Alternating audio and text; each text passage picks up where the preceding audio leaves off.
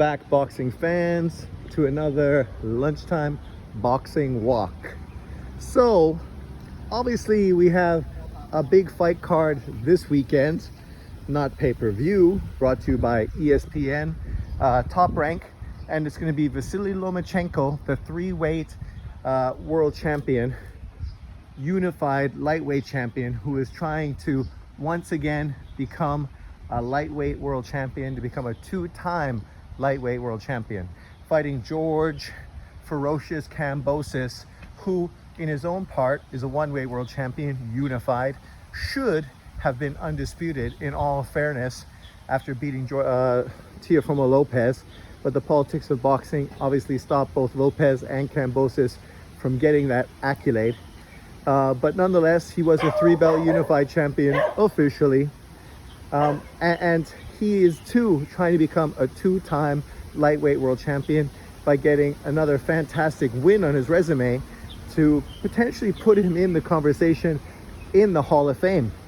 If he beats Lomachenko, along with his victory over Teofimo Lopez, those two victories in themselves, as well as two other fights, obviously both losses against Devin Haney, an undisputed champion, might just be enough to put him in the conversation as a potential Hall of Famer.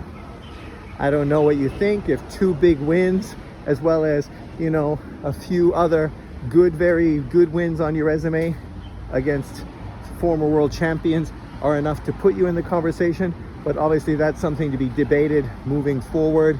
First, he has to get by Vasily Lomachenko, who in his own right is already a first ballot Hall of Famer. I know many haters around YouTube would say that that's not a reality, but once again, this coming from people that let their emotions dictate their opinions and don't really talk about the sport in a fair and truthful manner.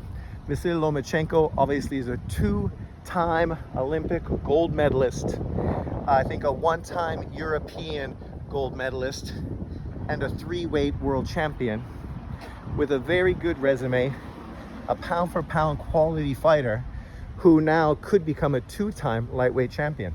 And what's even better about that, because I have no doubt he is a future Hall of Famer based on what he's done in his career, even his three losses have all been very competitive and very close. Obviously, we had the Salido fight where Salido, much like Ryan Garcia, came in overweight, disqualified himself from winning the title so that he could weight bully Lomachenko in his second professional fight. And much like Devin Haney, Lomachenko didn't walk away from the fight, but agreed to the new weight division, weight discrepancy, and pushed the card forward. So he as well should be given credit for doing that, as well as Devin Haney and other fighters. Example, Tim Tszyu, who just recently made his fight with Funduro to keep that card going as well. Then, of course, the Lopez fight, which, as stated by him and his team, he was injured. His father wanted him to pull out of the fight, but he threatened to retire if they didn't allow him to fight. In hindsight, I mean, when you're so eager, so interested in trying to meet a particular accomplishment, sometimes you don't necessarily do what's best for you. We know that he was so adamant about getting undisputed, yet once again, the politics of boxing basically took that away from him. Even if he would have beat Lopez, according to many, he wouldn't have been undisputed because he was elevated by the WBC, thus giving Devin Haney his title and making him not qualified for undisputed. Explain that to me. I don't know how that happens, but that has to do with the politics of boxing. Obviously, the WBC consistently, as well as the other sanctioning bodies, makes decisions that do not benefit boxing, but actually hurt the sport overall. And this was just another example of that. Because we know, and everybody else knew, that what Lomachenko wanted more than anything wasn't to not fight Devin Haney, but was to fight for undisputed. And him fighting Lopez for undisputed wouldn't have meant that he even had to get stripped by the WBC to fight Devin Haney. He could have literally took on unification, passing on mandatory, which is historically something very normal to fight for undisputed, and then Devin Haney would have been his second mandatory, because George Kambosses was already in a mandatory position at that time, which meant that Kambosses would have been the next opponent for Lomachenko if he got past Lopez, and Devin Haney would have followed him. It would have been very interesting if things would have turned out differently, but Lomachenko, too prideful, too cocky, too confident, and at the end of the day, that led to 2 losses on his resume.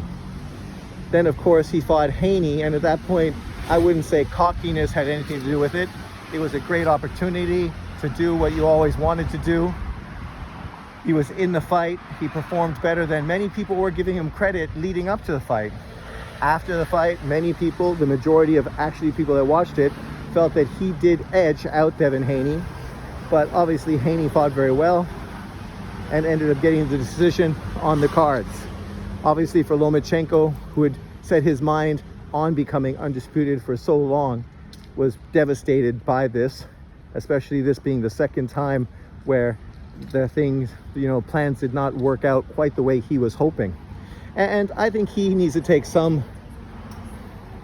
responsibility for both the Lopez, the Salido, and the Devin Haney losses. In the Salido case, I understand that you're a young fighter, but your cockiness is what you led to getting a split decision loss to Salido. And then with Lopez being injured and not being at your best, being basically a one-handed fighter, limited your effectiveness, stopping you from being what you normally were, and then basically giving away the first 6 rounds of the fight, meaning that you had to fight perfect in the second half to actually get a draw or a potential win, depending on what happened. And so it's no surprise that he lost. And what made it even worse is that leading into the 12th round, he definitely had momentum. And then he allowed Lopez to grasp the 12th round in a sensational performance for Lopez to confirm him as the champion, as opposed to him going out and continuing to beat on Lopez like he had been previously and make a statement for him being the better fighter, which may have edged him on the cards, or if nothing else, possibly given him a draw. In the Haney situation, once again, it came down to really the 12th round, according to many people. And once again, after being the better man in the later half of the fight, he once again gave up the 12th round, allowing Haney to get momentum, even though on my card, I still had Lomachenko winning the 12th round.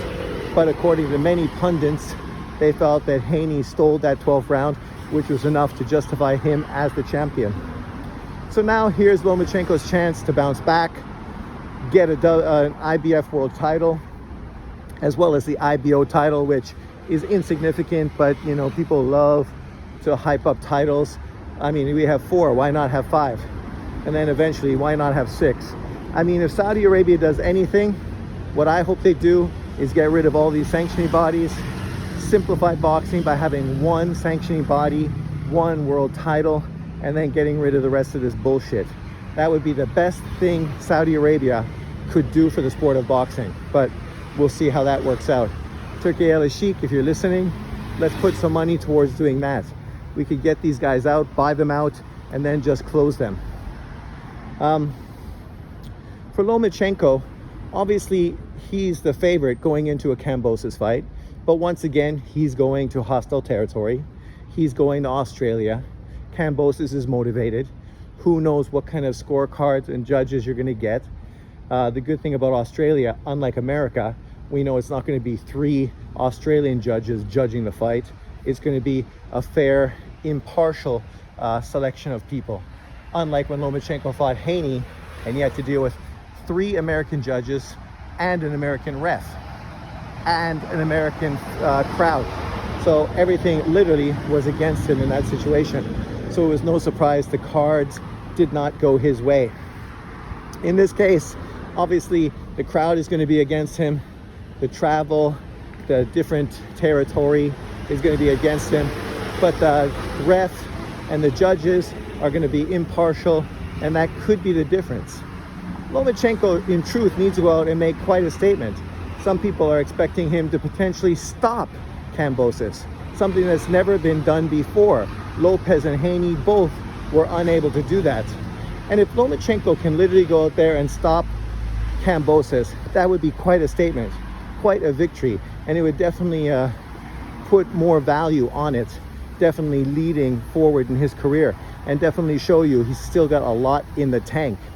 Generally, the way he beats you is by frustrating you, hitting you clean with shots you don't see, consistently hitting with those shots, breaking you down, working that body, and eventually making you quit. So it'll be interesting to see if he can mentally break Kambosses like he has so many other fighters in the past. For Kambosses, he needs to be aggressive, but not overly aggressive. He needs to push, but not give Lomachenko tons of opportunity to do what he wants to do. We saw both Devin Haney, Salido, and Devin Haney, Salido, and Teofimo Lopez really push Lomachenko, push him on his back foot, make him need to fight more to their style of fighting as opposed to what he is more accustomed to and what he prefers. For Kambosses, he needs to be similar. He needs to really put Lomachenko in an uncomfortable position where Lomachenko has to adapt to the style that Kambosses is pushing. And that's really going to be the difference in this fight. Kambosses, can he do what Devin Haney did? Can he do what Lopez did? Can he do what Salido did? Maybe he's going to have to hit low. Maybe he's going to have to be a little dirty. Maybe he's going to have to, for sure, work the body. And definitely make sure that Lomachenko early knows that he's there and that he's serious and coming to fight. And then at that point, it's all a matter about heart and determination. For Lomachenko, this is really the end of the road. If he was to lose to Kambosses, it's almost guaranteed that he would end up retiring at this point of his career, because how devastating of a loss would that be at this point of his career? Already going on 35 years old, coming off of a very mentally draining loss to Devin Haney, to go to Australia and then lose to George Kambosses. That could be the straw that broke the camel's back, so to speak. Obviously, whoever wins this fight, there are big opportunities ahead for them as well. It's being rumored, or apparently dictated by the IBF, that the winner is going to be mandated to take on William Zepeda, which is a hell of a fight. Whoever has to take on William Zepeda at 135 pounds is in for a hard, grueling fight. Whether that was a Kambosses, a Shakur Stevenson, Vasily Lomachenko, or even a Tank Davis. Another possibility, and one that's probably more likely, is that Lomachenko, if he wins, is probably going to try to unify with Navarrete. Navarrete is moving up to try to become a 4-weight world champion, which is obviously very celebrated as a Mexican fighter. I think he would be one of very few Mexican fighters to actually ever become a 4-weight world champion. He's going to be fighting Lomachenko's countryman.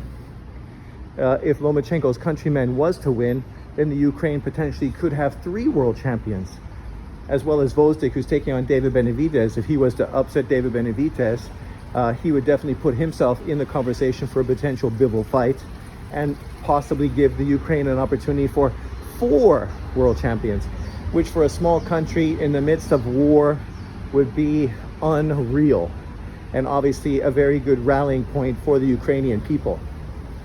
But more than likely, Gvozdyk is going to get destroyed by David Benavidez, and the 135-pound WBO mandatory fighter is probably going to get knocked out by Navarrete, which will then leave Lomachenko and Usyk.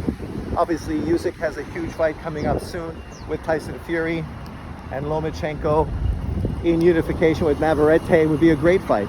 Stylistically, very intriguing. Navarrete is a hard puncher, unorthodox, and downright wild. So a much more skilled fighter like Lomachenko may struggle with a guy who is so unorthodox. So it's definitely a fight that I look forward to and can't wait to see if it happens. If he does get by Navarrete, then you still potentially have a Williams-Zepeda mandatory fight, but unification trumps mandatory. So at that point, you could potentially take on a Tank Davis for unification, or more likely, a potential Shakur Stevenson fight for 3-belt unification, which would be tremendous. It'd be hard or almost impossible to imagine how fans could go out of their way to hate on Lomachenko if he beats Kambosses, beats Navarrete, and then goes on to take on either Tank Davis or Shakur Stevenson for a 3-belt unification. But I'm sure people will find a way to do just that. Let's look forward to this weekend. Leave your comments below. Who do you think is going to win? I do think Lomachenko is going to be too good for Kambosses, but as I said, fighting on the road, some of the decisions that went against him, sometimes him being too cocky and arrogant, has led him to taking losses. We'll see if that ends up happening in this fight. Thanks for watching. Peace out. See you next time.